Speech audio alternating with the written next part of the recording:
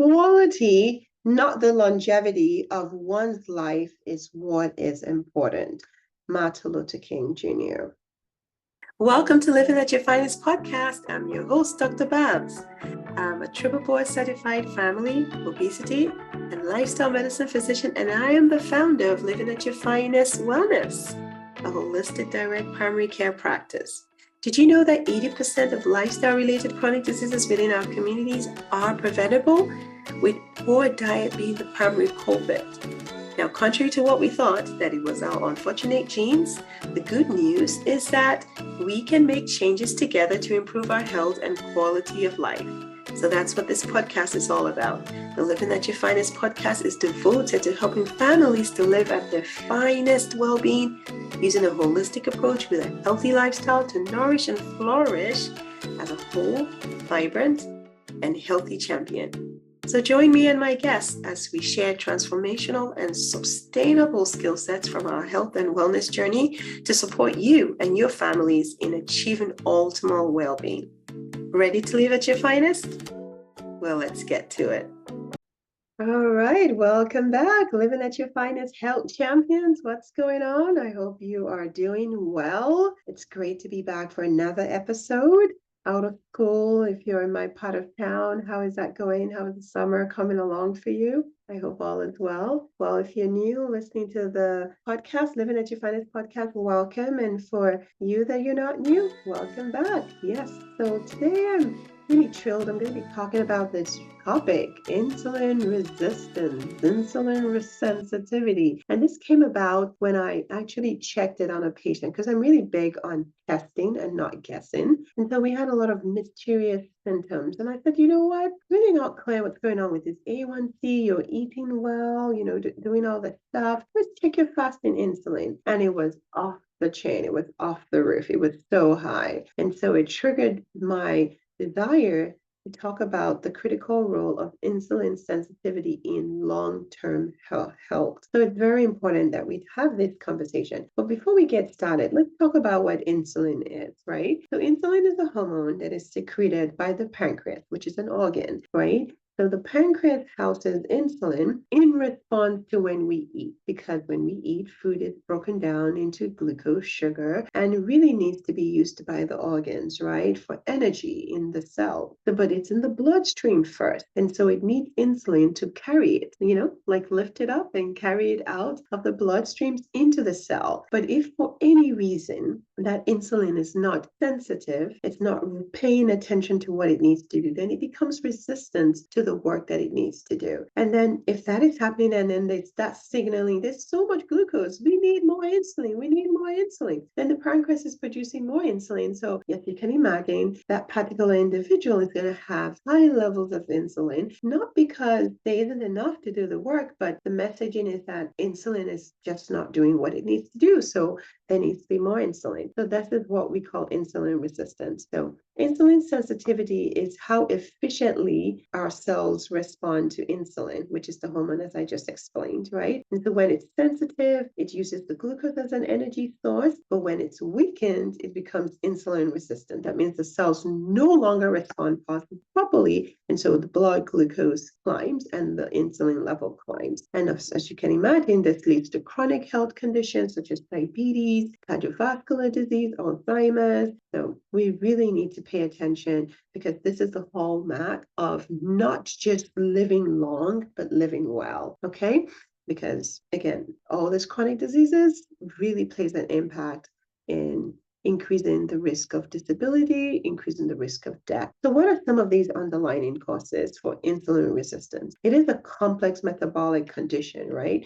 So we need to be aware of that and several contributing factors. Certainly one is poor diet. We live in a world where carbs, but it's not even just carbs, it's the right kind of carbs. If you eat carbs that things are taken out of it and things are added into it, it causes an increase of glucose spikes, right? So you're giving your pancreas so much work to do. It's sleeping and then it wakes up, oh, there's blood glucose, and then it sleeps and then it wakes up again. So poor diet, sedentary lifestyle is also one that just impairs your insulin, muscle. So muscle is a metabolic organ, right? And it contracts. It's like a sponge. It contracts and it mobilizes the glucose. But if you don't have muscle because you're not exercising it, you don't use it, you don't use it, you lose it, and you're sedentary, you're not activating your muscle, you're not activating the sponge, then you can imagine that you're going to have a lot of insulin resistance. Poor gut health is also a big one.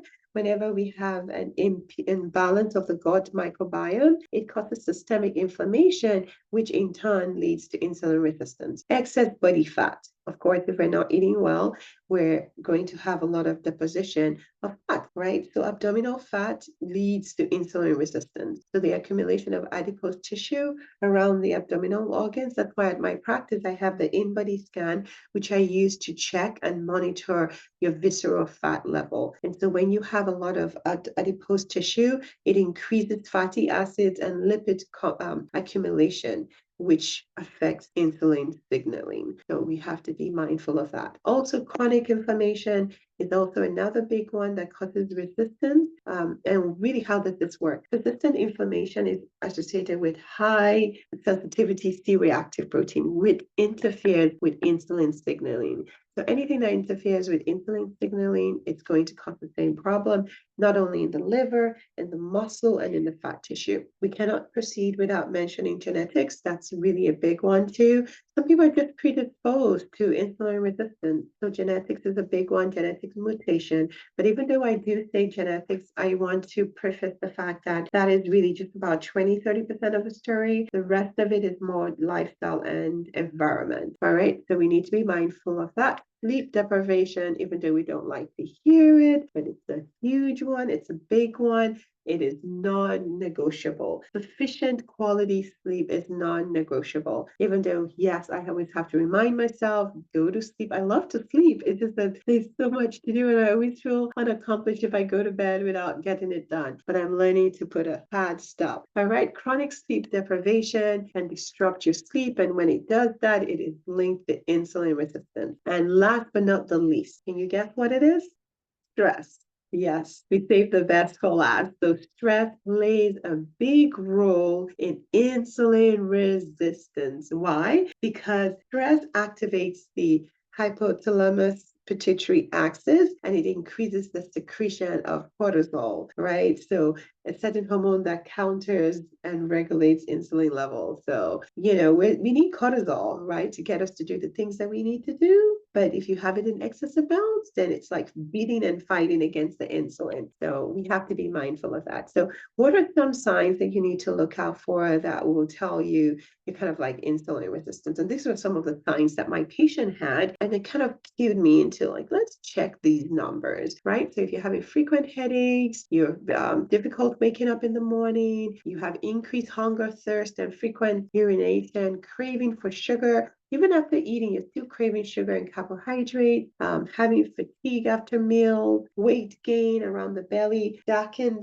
neck and armpits, and, just darkened. It's called hyperpigmentation because insulin resistance does lead to that. So a lot of difficulty sleeping. There's so many of these non-specific symptoms, all right? So we need to be mindful of all of these. So chronic diseases that are attributed to this, I already mentioned diabetes, cardiovascular disease, neurodegenerative disorders, such as Alzheimer's, which we call diabetes of the brain, polycystic syndrome. Yes, and that was what my patient ended up having, polycystic syndrome, polycystic ovarian syndrome. So that was what they ended up having. But it was good to catch it on time. Metabolic syndrome is also a disease of insulin resistance, obesity, and then last but not the least is metabolic associated liver disease. So we need to be aware of that. Metabolic associated fatty liver disease. So this is where you have excess fat buildup in the liver, yeah, because the insulin isn't working properly, so your body stores more fat in the liver instead of using it as energy. And over time, as you can imagine, it takes up a life of its own. So it causes liver inflammation, scarring, and even severe liver disease such as cirrhosis. So it's strongly linked to obesity. So we need to be mindful of disease. Thank you so much for joining me on this week's episode. My goal on this podcast is to empower, educate, and encourage you to take actionable steps to triumph at living at your finest, body, mind, and spirit. Of note, the information provided here is for educational purposes only and does not substitute as medical advice. Please discuss your healthcare needs with your licensed medical professional. If you are in need of a compassionate and comprehensive holistic physician or know someone who is, please reach out through my website, livewellness.com, for a meet and greet. It will be my honor to talk to you. Are we connected on social media yet?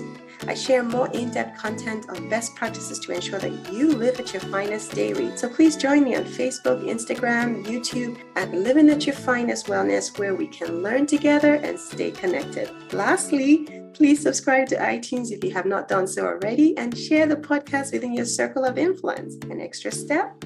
Leave a review and let me know what topics or discussions you would like to hear more of. Thanks in advance. It is always a thing of joy to hear from you.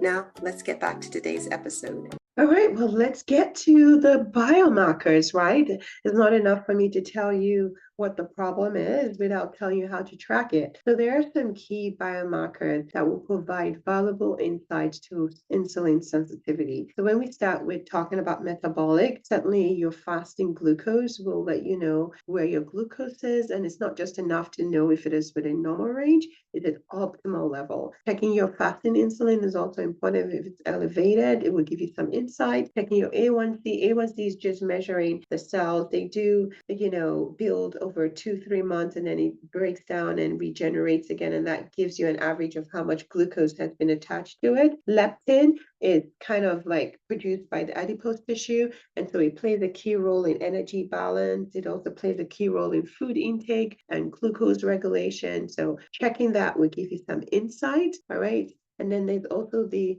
adiponectin, and that enhances insulin sensitivity by activating a compound known as AMP, which is the activated protein kinase. All right, so that's for metabolic. For the heart, certainly we can do lipid panels, right? We can check the different cells, not just enough to do LDL, which is the the lipolipid, low density or the high density. It's not just important to just do those, but also the LDL small, the LDL mediums, the large, if you wanted to go more in depth. And you can also check lipoprotein A, ApoB. These are all they help to transport lipids throughout the bloodstream. And if it is in a high number, then we know it's harmful. All right. So these are some specific things. Also the C-reactive protein. And if you're looking at stress, you can also measure cortisol.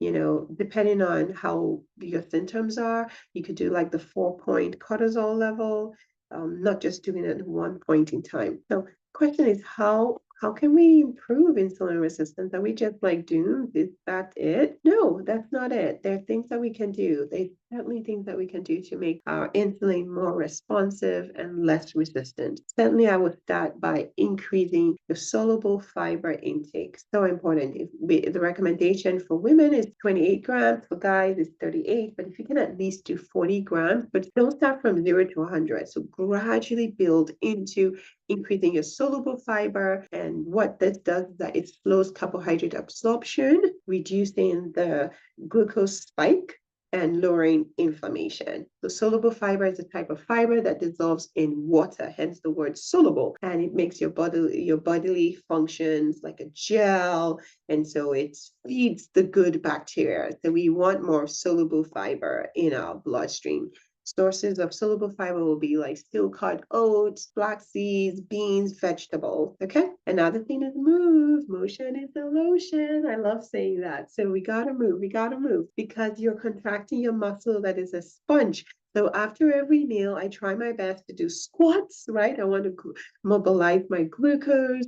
I do calf raises if I've been sitting down for a while, like I'm doing right now. So small movements help your insulin work well. It really does help. So prolonged sitting with 2 to 3 minutes movement every 45 minutes is really best recommended. And then sleep, we can't say it enough. We really need to sleep. Get in an extra hour of sleep, at least get to between that 7 to 8 hours, really help to improve insulin sensitivity. It helps to, give you some hormone balance. So Certainly, we all want to take charge of our health. We not only want to live long, but we want to live well. We want to live long and we want to live well. We want to live healthy. So when it comes to health, a one-size-fits-all is not always the effective approach, but we want to make sure your doctor, you talk to them. I'm concerned these are the symptoms I'm having.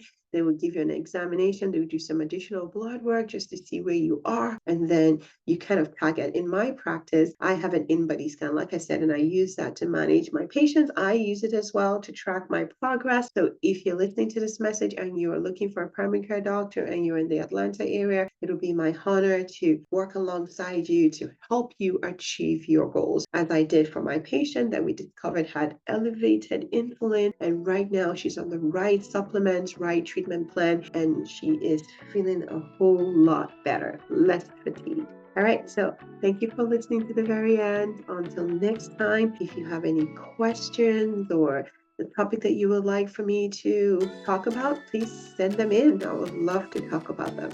So remember that you deserve to live at your finest. You got it. You are worth it. Take care. Bye.